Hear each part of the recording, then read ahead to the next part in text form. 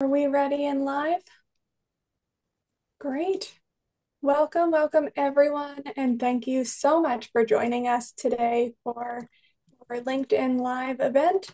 My name is Meg Delp. I'm an organizational psychologist, LinkedIn licensed therapist, and the director of workplace mental health at NAMI, the nation's largest grassroots mental health organization. I will be your moderator for this conversation. Today, I am absolutely thrilled to be joined by two incredible leaders in the mental health and workplace inclusion space, Darcy Grotodaro, NAMI's Chief Innovation Officer, and Charlotte Dales, co-founder and CEO of Inclusively. To give some background, earlier this year, I had the pleasure of meeting the Inclusively team at their fabulous leadership board gathering, and it became very clear that we shared an incredible amount of enthusiasm and passion for workplace wellness. And from this connection, we were able to build a really great research partnership where we leverage data from Inclusively's online platform to gain insight into how employees are thinking about and utilizing mental health accommodations and modifications, or as Inclusively so smartly calls them, success enablers. And we together developed a guide that shows not only the importance of getting to know our employee needs, but also how to start the conversation to get those needs met. So to kick things off, I will pass it over to Charlotte to share her story of how Inclusively came to be and her connection. Hi, Meg. Thank you, everyone, for having me. I'm excited to chat with everyone today. My background in this space started about 5 years ago. Earlier in my career, I started off in banking and ended up starting my first company, which was a fintech company, so completely different space. But around the end of 2017, we were selling that company to American Express. And at that same time, my cousin became the first licensed facialist in the state of Florida with Down syndrome. And so she gives facials at a local salon. And when I went to go see her work for the first time, I just noticed how easy it was for her employer to make some slight adjustments to her working environment, and obviously the incredible impact that it had on her reaching potential that historically I don't think anyone expected she would reach. And I wanted to figure out how can we use technology to make it really easy for large employers to do this at scale across all the many reasons why people might need an accommodation or a success enabler at work. So everything from autism and Down syndrome to stress, anxiety, depression, and everything in between. How can we make it really easy for large employers to be able to personalize their employee experience at scale? Wow, that is amazing. That purpose-driven work can be so powerful. Thank you so much for sharing. Yep. And Darcy, I'd love to have you introduce yourself and your connection with NAMI. Thank you so much, Meg. It's great to be here, and thanks to everyone who's joining us today. I spent 17 years at NAMI covering a variety of policy issues, youth and young adult issues. And then in 2017, I left for 5 years to run the Center for Workplace Mental Health at the American Psychiatric Association Foundation. I spent 5 years there working with a great team. I came back to NAMI 2 years ago, and part of the reason I'm here is that, like so many at NAMI, I have family lived experience of loved ones who have experienced serious mental illness and also suicide. So it's great to be here. And I am so impressed by the opportunities offered by the workplace. We know work is so essential to recovery. It's so essential to people living purpose-driven life, to use your words, Meg. And so the fact that we have so many businesses that we work with through Stigma Free who are interested in this work, and this partnership has been wonderful to really address how we can make work well for everyone. So I'm just excited about the idea that here we are having this conversation about such a critically important issue. And really, I'm at NAMI because I have been touched by lived experience, as many NAMI families have been, and individuals. Absolutely. Yeah. Thank you so much, Darcy. So let's dive in. Let's learn together. I'm going to start with you, Charlotte. what is, would you say, the biggest issue or challenge that inclusively sees companies and leaders dealing with today when it comes to really actually making the workplace work for all? Yeah, I think that we can start with sort of what do companies do right, and I think companies already make significant investments in their employees, and that spans from EAP processes and benefits to technologies and a whole range of services. But there's not really, I think the biggest challenge is, not really having a way to properly connect what those investments are to the actual needs and circumstances of their employees. And so employees, especially this next generation, they have increasingly high expectations of their workplace. And this often stems from diverse needs, whether it's related from, a disability, a learning difference, or a mental health challenge. But there's just this critical gap, which is there's no streamlined way for employees to match their specific needs with the wide array of resources that are already available at companies. And in, vice versa, it's hard for employers to understand what are the needs of my employees and what are the resource gaps that I have. And so I think that connection point is really what creates a world where we make investments in our employees and we have employees with needs, but there's not a streamlined way for people to connect those things. And so it creates two problematic outcomes, which is employees may either quietly struggle so they don't receive any support, or they feel pressured in order to get support to have to disclose personal information about themselves to HR, to their manager, often without any clarity on what support they'll actually receive or what happens afterwards or how long it will take. So that deters a lot of people from seeking support in the first place. So there's just no simple way for employees to kind of anonymously search and discover what's available to them based on their needs, to feel more comfortable to potentially come forward in the future. So, of course, we know companies have intranet pages full of content. They send emails out about all the benefits and programs that they invest in. But this assumes two things. One, that information is reaching the person right at the right time, right when they need it, and that they'll remember it later if they don't need it. And two, that employees know exactly what they need and how to find it.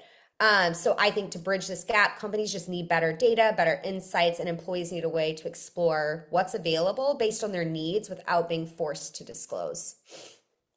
Absolutely. Yeah, that ability to learn about how to take care of yourself at work, engage in the available options is absolutely critical.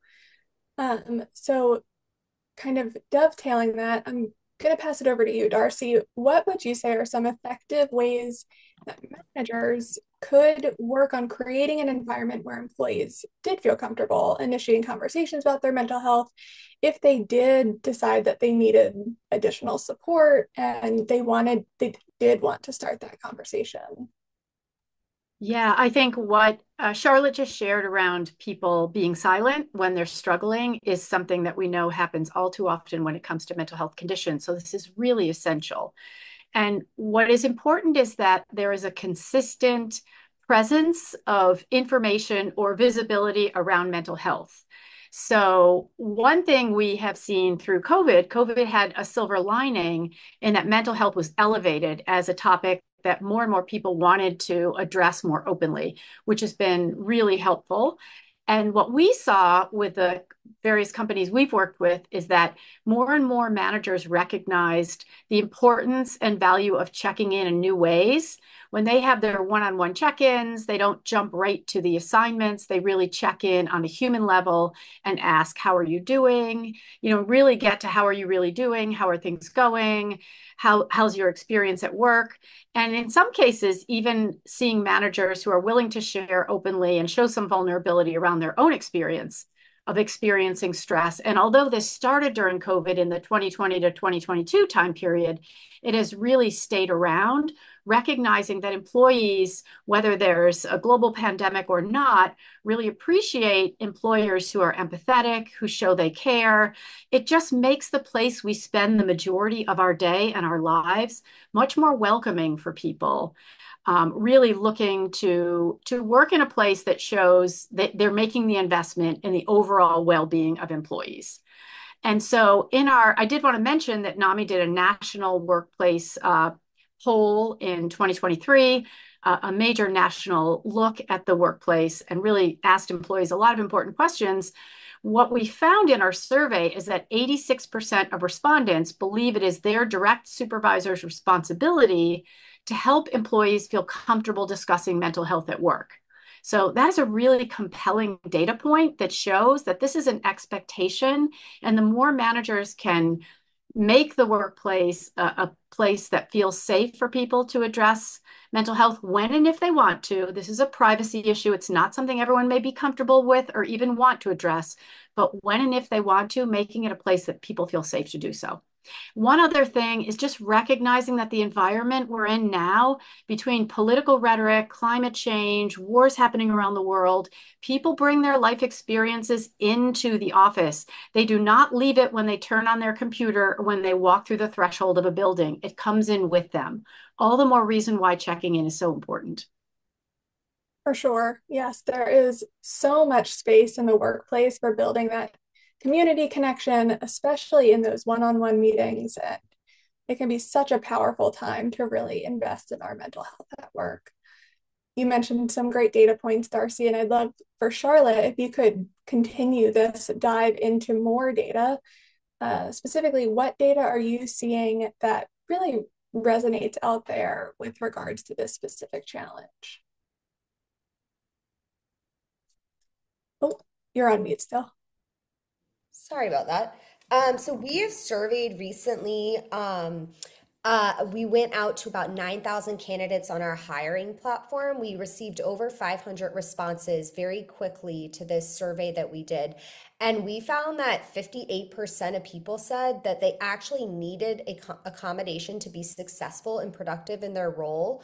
Oftentimes, you may be diagnosed or you may have a disability, but maybe you're able to accommodate yourself if you're working from home, or you don't always necessarily need an accommodation from your employer. But actually, almost 60% of people said that they did. But the majority of these people said that they did not seek support, and predominantly they didn't do it because they didn't feel safe to disclose. Ultimately, they were afraid of stigma.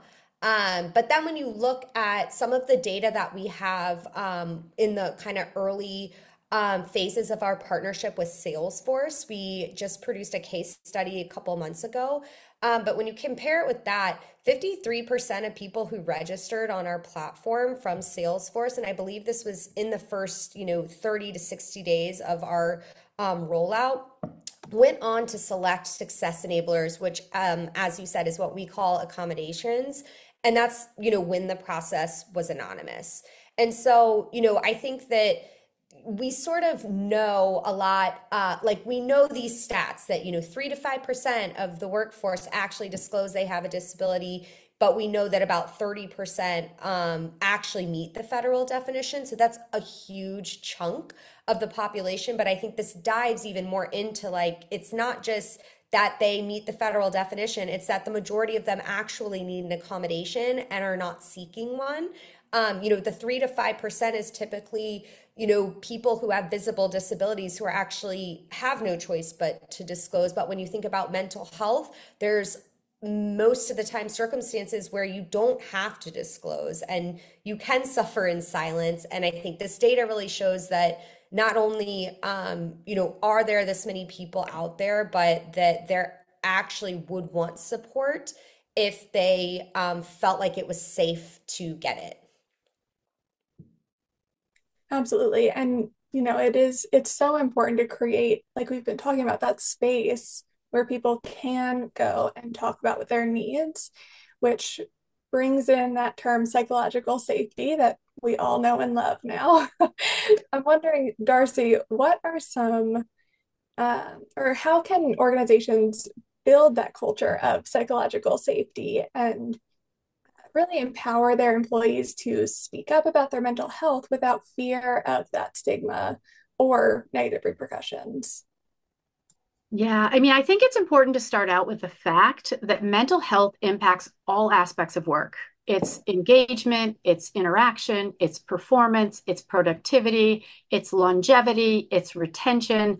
Mental health impacts all of that, especially the bottom line of productivity and performance.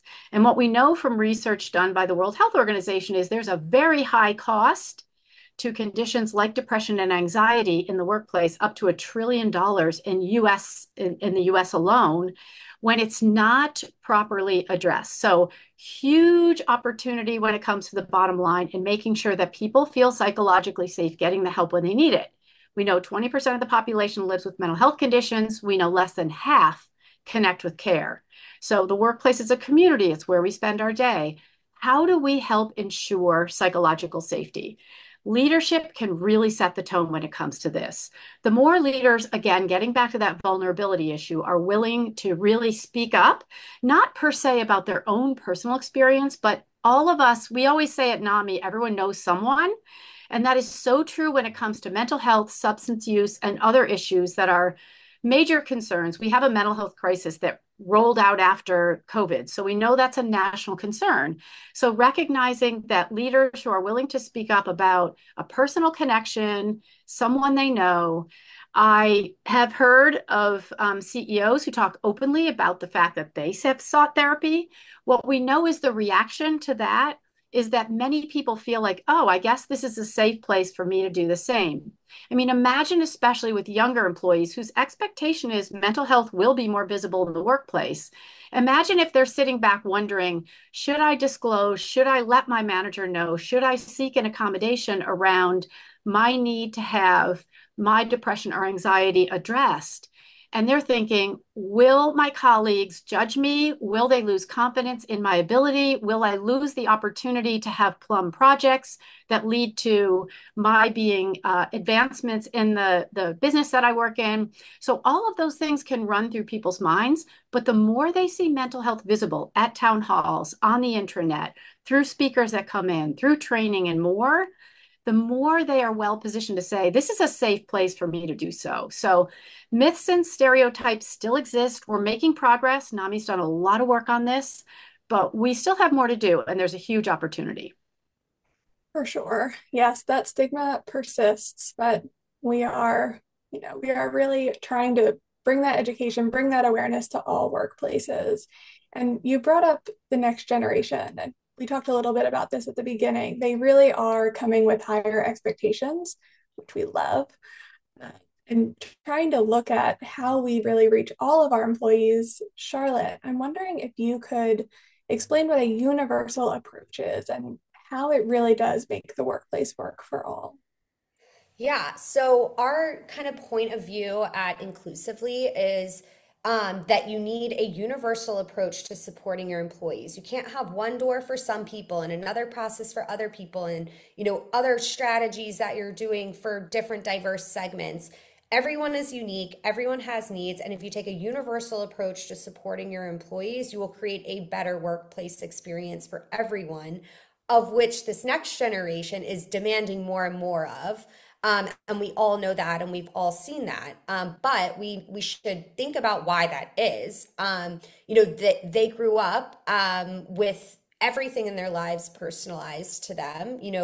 Not having to wait for a show to come on TV, to the ads that they see. Everything is completely personalized to their preferences. But in addition, they have been diagnosed much earlier, much more frequently with disabilities, learning differences, mental health challenges, and they grew up accustomed, in many cases, to advocating for themselves in the education system. And so, they're sort of bringing that same level of expectation to the workforce. But I think that what's also important is that the needs that they have and the expectations that they have, it's not anything that anyone from a prior generation wouldn't have wanted or hadn't thought about. It's that this generation is a lot more vocal about it, and they just have a higher expectation that it can be done at work, which is, I think, the main difference. And I think that's why, in some ways we view this as obviously a really good thing, because as much as we all want to believe that companies can address mental health because it's the right thing to do, and DEI. And I genuinely believe most companies do want to do those things, but in order to create sustainable, systemic change, it has to be tied to what you were saying, Darcy, the bottom line. That's how you keep things going over and over and over. And so, it's expected that we will be 85 million short of workers in just over 5 years. So companies actually cannot afford to not address this next generation of the workforce's preferences. They're the ones that we will rely on to plug the skills gap, to plug the workforce shortage gap. And companies need to accelerate how they can more effectively also tap into untapped talent. And if you create this universal approach to supporting your employees, you will create a flexible infrastructure that enables all types of employees and talent to thrive regardless of their disability or their mental health challenge or where they came from a socioeconomic perspective. So I think it's a really exciting time to all be doing the work that we're doing, because what started as an inclusion initiative and an awareness initiative in many cases DEI initiative is now becoming a workforce planning initiative for companies that they have to address. It's not a nice thing to do anymore. It's a must have, which I think is the way we need we need the world to move towards, so that this becomes like the ubiquitous norm at companies. I absolutely agree. Love that it's becoming a must-have. I think it should be a must-have. So let's dive even further into those next steps, how to really engage in this conversation, how to really start within the workplace. Darcy, I'm wondering, how can managers approach these conversations about mental health accommodations, modifications, success enablers in a way that really does respect employee privacy, but also ensures that they are receiving the support they need to perform those roles effectively? Yeah, I mean, I would say one thing that's clearly needed is training and support for managers. I think we really recognize that managers need the right tools and training to support those on their team. And they really do appreciate guidance. I don't think mental health is a topic that many people feel comfortable just initiating a conversation about per se. Again, changing, but I think there's much more that's needed when it comes to tools, and it comes to really giving managers what they need. So it's about helping managers understand what the basic signs are. And when someone experiences changes, it's usually not knowing symptoms, not knowing diagnoses. It's just knowing that people are going through something that's different. And many managers know what this looks like. They think, something's going on with Darcy. I don't know what it is. I need to start a conversation. I need to know what to say. I need to know how to address it. And they really need and appreciate guidance on that. So there is a great need for that. There's a great need just to raise mental health awareness so that more people know more about it. And also the how to start a conversation, the do's and don'ts. People may unknowingly say something that doesn't land well with a person that is experiencing change related to a mental health condition. So it's knowing what not to say and what to say and how to start a conversation. And again, knowing not to mention diagnoses. Most employers are not diagnosticians, they're not clinicians, but just knowing how to say, hey, I'm seeing this change objectively, and I know this is not who you are. You're not putting your camera on in a remote setting. You're not speaking as much as you were before. I'm just concerned about you as a human being. And starting those kinds of conversations are really important. I did want to mention that, again, in the poll that we did, people were very clear in our national survey that they want managers to receive mental health training. 4 out of 5 reported that they felt more comfortable talking about mental health with their teams post-training. This is managers who reported that. And then also 7 in 10 managers said they hadn't been trained. So there's a big gap, and we think there's a big opportunity to address it. And the more we can get to a point where managers and leaders are comfortable with these topics, the better. And let me just say quickly, this is not, I know there's been some reference to this idea of employers getting soft on these issues. This is really getting back to what Charlotte mentioned. This is creating workplaces where people want to work, where their employers care about them, where they address issues that matter as human beings. And that is going to make all the difference in retention and longevity and in an investment in employees and their whether or not they stick around. 100%. Yeah, thank you so much, Darcy.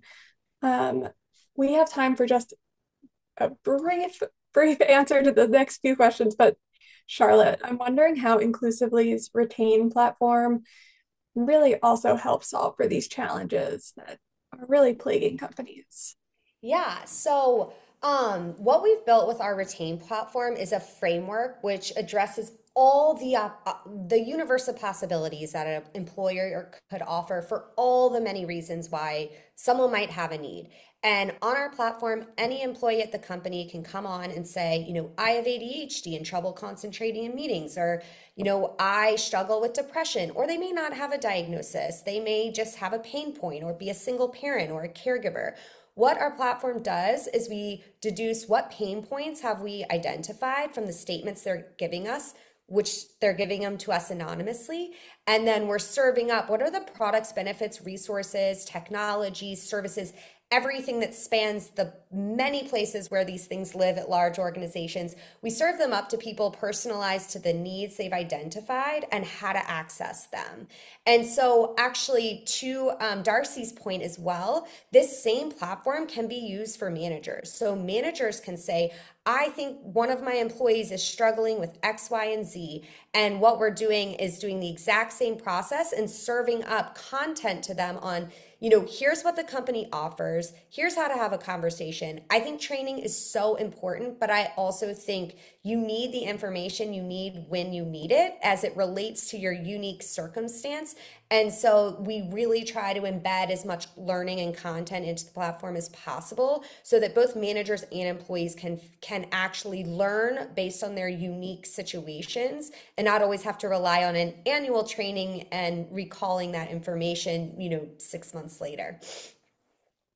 Absolutely. It is that holistic approach where we are getting training, having that information really handed to us, but then also having access year round to make sure that we know those next steps to take for ourselves, for our employees, and really make sure that everyone is getting their needs met. So unfortunately, we are at our time. Thank you so much, Darcy and Charlotte, for sharing your insights and your experiences with us. It has been a wonderful discussion on how we can all make great strides in really creating that workplace that is supportive of mental health, inclusion of everyone. We all want to work at a workplace that feels safe, psychologically safe, but really mentally healthy, all of the good stuff. And to everyone who joined us, thank you for being a part of this important conversation. We encourage you to read our full joint report with NAMI and Inclusively.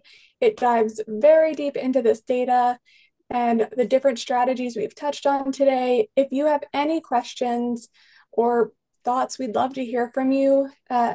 Our NAMI stigma-free email, stigmafree@nami.org. Inclusively is contact@inclusively.com. Please reach out to us. We are happy to answer emails and chat about everything that we've chatted about today. And if you'd like to receive a recording of our chat, you can email us at stigmafree@nami.org. Most importantly, please let this be the beginning of your workplace mental health conversation or just encouragement to keep the conversation going. Whether it's starting small or implementing more broad changes, together we can really work on creating a fabulous environment where everyone can thrive.